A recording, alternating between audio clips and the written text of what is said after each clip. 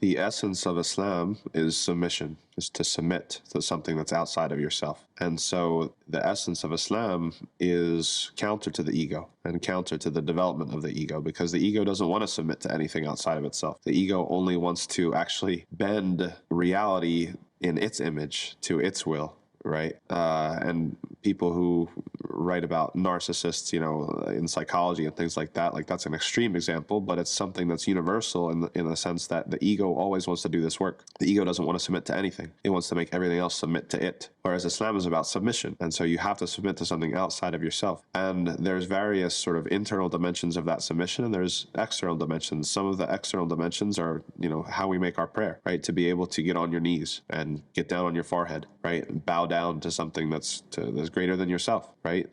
In Malcolm X's autobiography, he talks about how difficult it was for him to even get down on his knees, right? He was so used to, and a lot of people do this actually. I mean, it's a really interesting phenomenon that he really, really articulated very well about how in order to deal with the hardship of life and the injustice and all of the craziness, some people reactively build up their ego as sort of like a coping mechanism, right? To deal with, everything else that's going on. And so he was so puffed up because of that he found it difficult to get down on his knees. And part of his process, or part of his coming to faith, was that ability to get down on your knees and submit to something outside of yourself, to have that vulnerability, right?